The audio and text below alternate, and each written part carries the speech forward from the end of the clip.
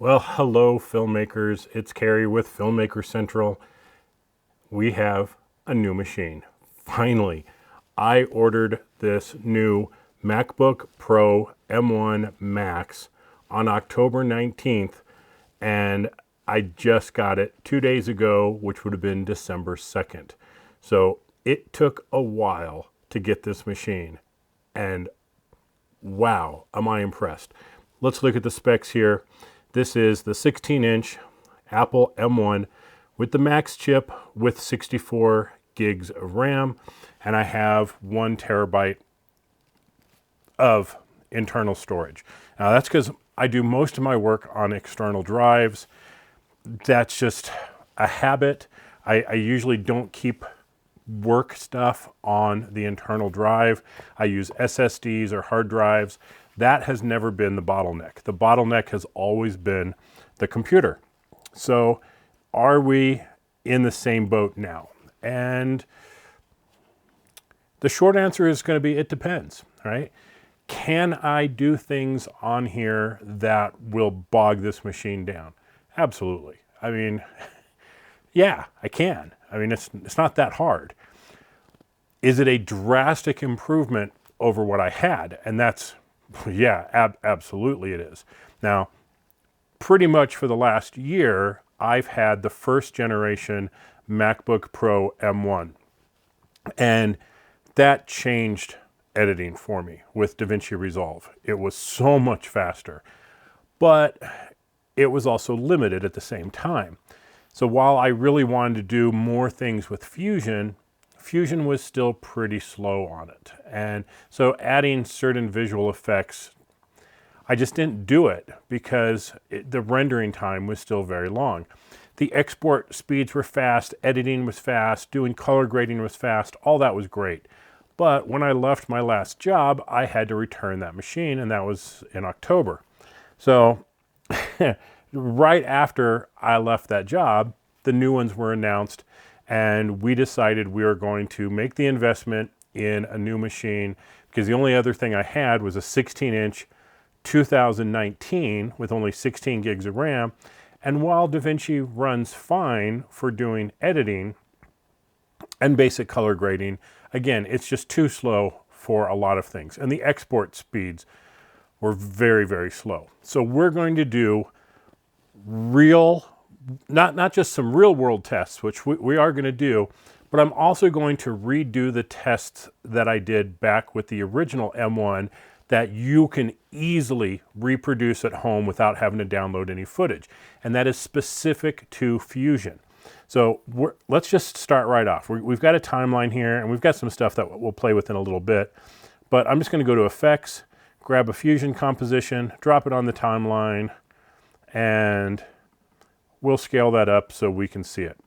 Now, right now, I do have my playback render cache set on user. So if I decide I can go ahead and render this, let's just drop into Fusion. Okay.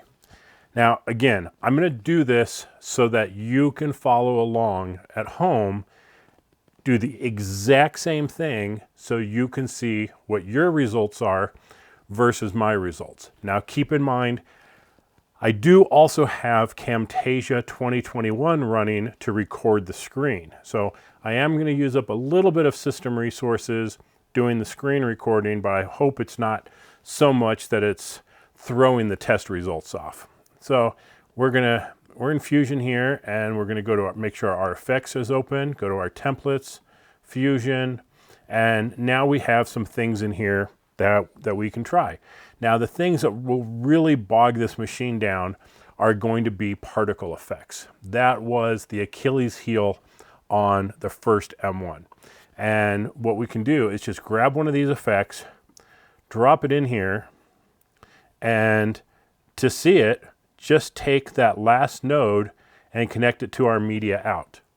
Now, when we go to play this, well, that's when we're going to see really what has done. So first I'm going to take the red marker on here and move it to the beginning, or use the double arrow back to go to the beginning.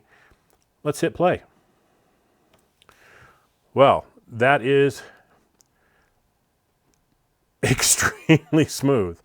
I mean, that is just moving and grooving right there. Let's do it in a single pane. Okay, well, that didn't slow this machine down at all. It ripped through that in real time. So I'm guessing we're going to need to find something that, let's try the bubble bar.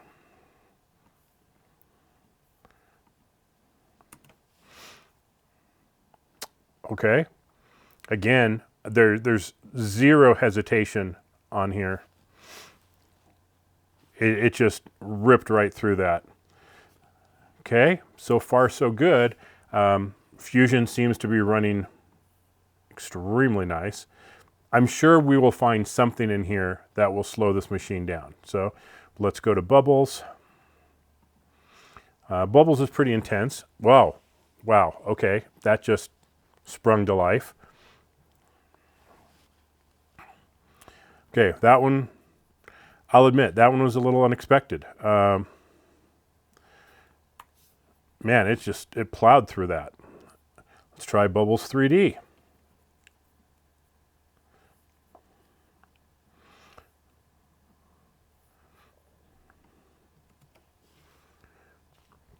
Okay, no issue. Oh, okay, look, we're seeing a little bit of slowdown there at the end, but once it's ran through it once and it's cached, I mean, it's just going to rip through it. So that first time did seem like there was a little hesitation when it got into the heavy lifting stuff. Okay, now this burning engine, this one is pretty intense. So I definitely expect that there'll be some hesitation at the beginning, maybe all the way through it, but once it's done, again, there's enough memory in this. This is a 64 gig, so it should cache it all and then run through it beautifully. So let's give it a try.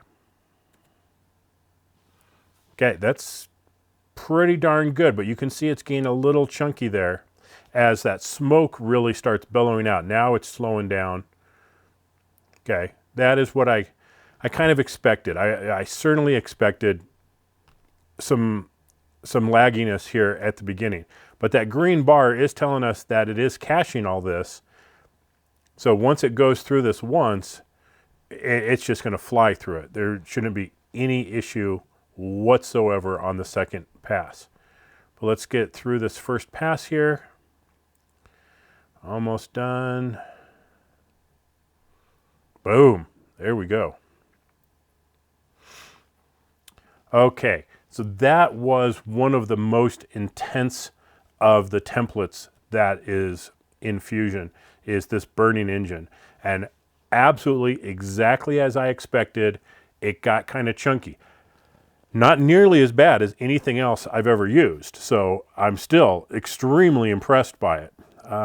We'll go to the embers. This one should be pretty easy on it. We shouldn't have any issues here. Yeah, I mean, that's basically just a 2D effect. Yeah, not going to have any issue. We'll go to the fireflies. Again, same thing. This is a particle effect, but still, it's a really simple effect.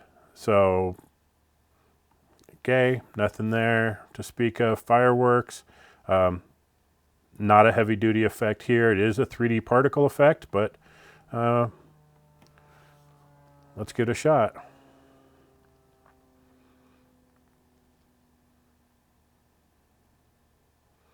All right, looks really nice. No slowdowns there.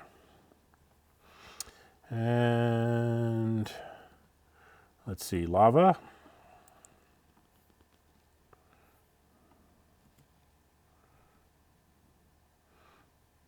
Okay, so little chunky, little slowdown when the majority of that got on the screen. Again though, not bad. Not bad at all.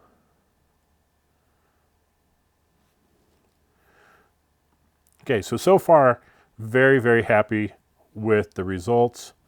And okay, there's just a couple more here. The smokestack. This one has always been relatively intense.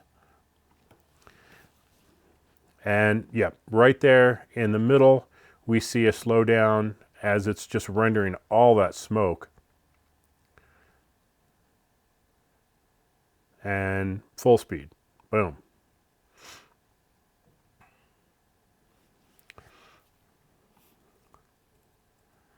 And let's try the last one that I want to do, which is steam. And we'll throw that on there, go to the beginning, hit play. Oh man, handling that one like a champ. So, using these built-in Fusion effects, I do that specifically so you can follow along on your machine and see what the difference is. Is that going to be a big performance increase for you if you're doing Fusion things? Now, sure, I could go through and build some big Fusion composition and have you try and follow along and make sure that you had downloaded footage and everything, but this just allows you to do it with nothing, okay? So I think it makes for a very, very valid test, especially when you want to compare to your own stuff, okay? Now, let's go ahead and move to something else. Let me get rid of that so it's not sitting there rendering this on the timeline. Okay, now we just have some footage here of me sitting right here. Got some lights on. I'm going to make sure, okay, there's nothing, there's no color grading on this at all right now. So one of the things that I really liked in the last couple versions of Resolve, but I couldn't use it, was Magic Mask. And that's because it is so processor intensive that even on my last M1 MacBook Pro, it really wasn't a useful tool, unfortunately, because I think there is some really cool stuff that you can do with it. So I want to go to the beginning of this clip. Okay, I'm in the Magic Mask. I'm just going to go and drag a line. Wow, I mean, that was basically instant doing the selection. That right there used to take forever before it would even show the overlay on one frame. Now, I'm not going to sit here and fine tune this mask. I mean, I could, but maybe we'll just do another video about Magic Mask since we can actually use it. But the next step is you need to kind of track this, right? You need to hit play in this Magic Mask section and have it do the whole masking. Now, it's probably going to screw something up, and I can see there's probably some fringing around my shirt. I'm not going to bother to clean that up. I just want to see how heavy this hits the machine. Now, on my previous MacBook M1, this was pretty much unusable. It was doing about a half a frame per second. Let's give it a try. So,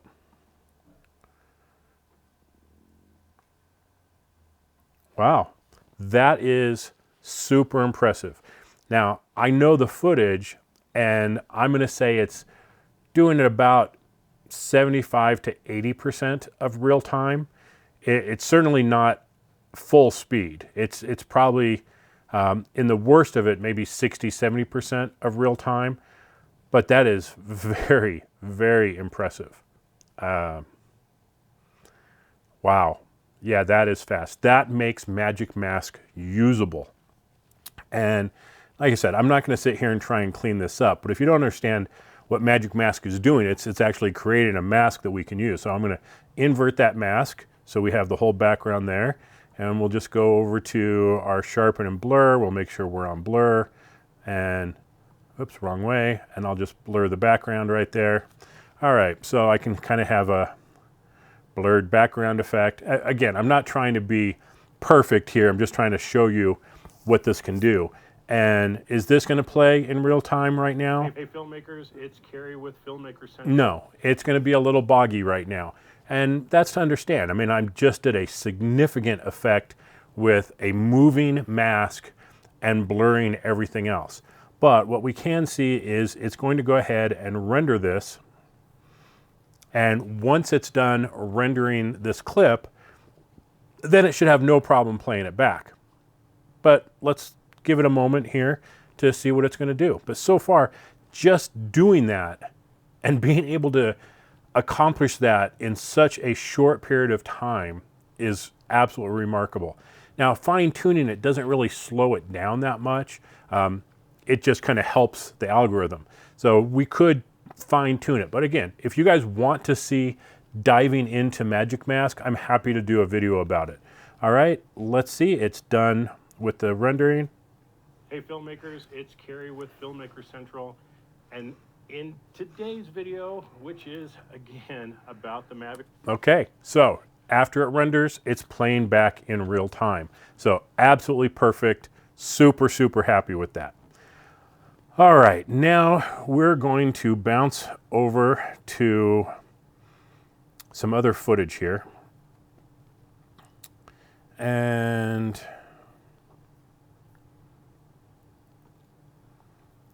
all right, this is a good clip, I think.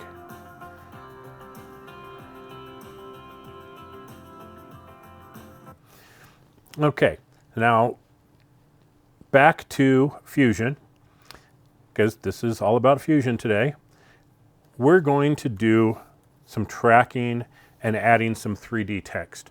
Something that's relatively easy to do, but it takes a lot of processing power to make this right. So we do want to make sure we're at the beginning of our clip here. So we are, and I'm going to take my trackers, and I'm going to try and use the tail lights. See how good of a job it does tracking the tail lights. So I'll add another one. I do have some videos on camera tracking and stuff if you want to take a look at those. But I love doing tracking of 3D text and things. So we're going to adaptive mode. We'll try best match, see how that works, and we'll track from here. That is damn near real-time tracking. Super, super impressive. And it does look like it's pretty locked on to those taillights. Now something might jump at the end, but we'll see. I hadn't tried this clip before. So what I'm doing is how I would normally work. I didn't like hand select some clips and play with them to see how well they would work. This was all, okay, if I'm sitting down to do a project, is this stuff going to work for me? All right, so we have our tracker, and I'm going to use 3D text just because it's more intensive. And so we'll do some text 3D, and I'll just, since it's my Trail Traveler YouTube channel, I'll call it Trail Traveler. And let's split the screen here so you can see what I'm doing. I'll go to extrusion, and I'll give it a little extrusion, some beveling, some bevel width. Okay, so now we've got some 3D text here. And of course we need to render this, render 3D, and we need to apply it to the tracker. And now if you're not familiar with this, nothing happens at this point. We need to make sure the tracker is selected. We're going to go to operations, and we're going to do a match move. Okay, and you can see our text is way too big, so we're just going to scale it down. And now we can kind of move it. All right, let's see what we got.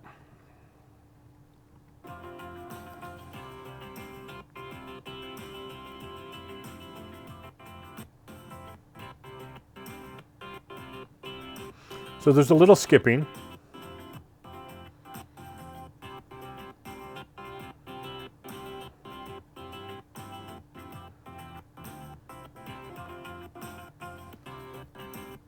Okay, so that's a little intense, but it is working. Now we'll come back over here to our edit page, and we'll let it go ahead and render this out. Now, of course, I could do all kinds of stuff. I could add material to the text. I'm just trying to throw some 3D text on here as a real basic example to show you how to do this. Again, if you want more information about tracking or 3D text or putting material on text, I already have those videos. So I have tons and tons of videos here over the last few years that show how to do most of this stuff. And look, I mean, this thing has already finished rendering. Let's go ahead and play it. And there's already a color grade on this footage.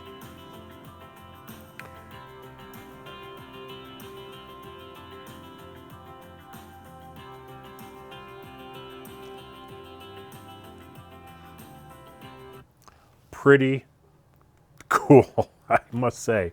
So, am I impressed with the MacBook Pro M1 Max with 64 gigs of RAM, running Davinci Resolve, and being able to do some stuff in Fusion?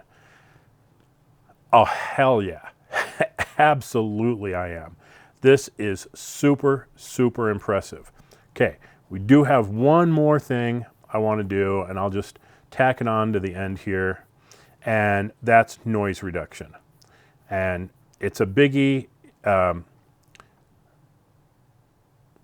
This was an experiment I was doing last night with some camera tracking. Still kind of working on that for a video I'm doing. So you can see just how nice that looks, and it's pretty locked down. But I have a couple clips here that, let's just say, they should be pretty ugly. Let's see. ISO.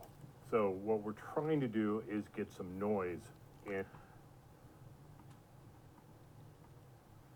I have only one light on in the studio, and it's at 1%, and I have the ISO at 32,000. Okay, so the problem is I'm using my Sony a7 III, and it does so good in low light that there's just not enough noise here to play with. So we're going to go to another more extreme example here. And I'm just going to cut this so we're not working with this whole piece here. All right, now let's look at this. Now we have a bunch of noise. This was shot at 102,000 ISO. My lights were moved way away from me at 1% so I could get this lighting as bad as possible. And we can see there's tons of noise in the back of the MacBook screen there. I'm going to turn the audio off here so we can play that. And that looks absolutely horrible. Excellent. That's what we wanted, with some crappy footage. All right, let's go to our color page, and we will go to our noise reduction, and I want to zoom in on this.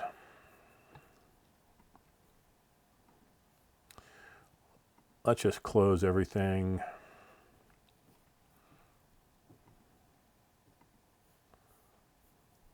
All right, look how ugly that is.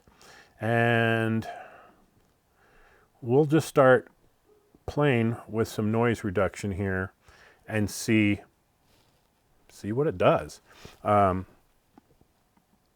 going to go to Enhance, go to Medium. We're going to kick up the Luma over here. Well, it is doing it, but will it play?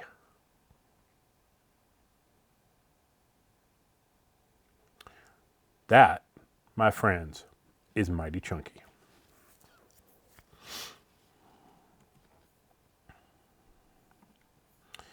All right, let's go back to our edit page here.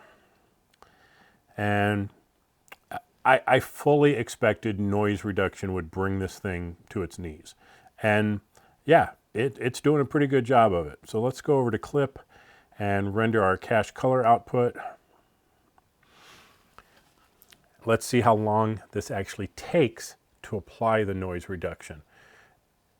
And surprisingly, it's moving along. It's going way faster than I expected. Again, very, very impressed, which is what I expected from this machine. Don't get me wrong, this was a massive investment. This is twice the price of any computer I've ever bought. This out the door in this configuration, like I said, it's the M1 Max. It has 64 gigs of RAM, has 1 terabyte of storage. That's really your only options, was $4,522. I am not sponsored by anybody. Apple did not send this. This was a personal purchase that I made. So this was a huge investment for us for what we do, for this channel, for the Trail Traveler channel, to really improve our production quality and our editing effectiveness and efficiency. That's what I meant to say. Now, this is going way faster than I expected, and I don't have the settings turned way up, but they're in a good mid-range. It's probably not going to do a phenomenal job of removing the noise because I didn't sit there tweaking with it, but I just wanted to move to kind of a middle ground setting so we could actually see how long it takes to render and what kind of results we're going to get. Normally, the Davinci noise reduction is really, really good, but sometimes it takes some fine tuning. All right, so it's moving along. Let's go full screen. Now, we see the back of the laptop looks, I mean, there's noise to it, but it's not going crazy, but it's the underneath of that where it meets the table that we're seeing a lot of moving noise. So I'd have to really play around with that. There's noise in my face, there's noise on the bricks, but overall, it did a very, very good job. Well, and actually it had gone to the next clip. So now, yeah, if we're looking at this, the noise in my face and the noise in the bricks has been reduced dramatically. The noise on the back of the MacBook has been reduced quite a bit. Where we're really seeing noise right now is where the bottom of the laptop is at the table. You'll see a lot of moving noise right there. Now, let's see, let's move to the end of this. And when we play this, watch my face and the brick as it switches from one clip to the next, and we see all of a sudden all that noise come back in. Right there.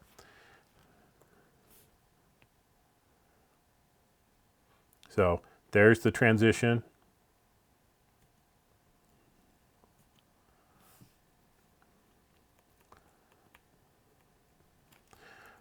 Let me go right to the edge so we can just kind of flip through it.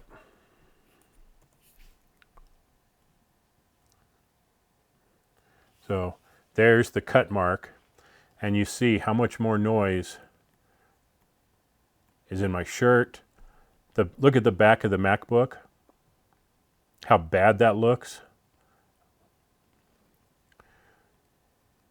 So again, this could be fine-tuned, but the result is still pretty damn good in just throwing a basic noise reduction on there, and the processing time was pretty damn quick. So again, I gotta say, I'm very, very impressed. I have like nothing negative to say about this. Okay, at the end of the day, is this a machine that you should buy? And if you need this power, if you need to do Fusion, if you need to do some of the other advanced features that will just destroy another machine, well then absolutely, this is a pro level machine. If you're just dabbling in video editing or photo processing, it's probably not going to be worth it to you. It's a huge investment. It's over $4,500 as configured. Yeah, it's an expensive machine, the most expensive computer I've ever bought. But it's going to last me a number of years, and it's going to allow me to do things that I wasn't doing before because of the need for the horsepower. So that's my take on it. I'm super impressed. And if you have any questions, or if you want to see some specific tests using the M1 Max, let me know in the comments, and I'll do my best to create videos to address any specifics that some people have, like I did with the Mavic 3 recently. As questions came up, I would shoot out a video. So if you have some specific things that you want to see on the M1 Max, let me know, and I'll do my best to answer it for you. So thanks for watching, everybody. This has been Kerry with Filmmaker Central, and I'll catch you next time. Bye-bye.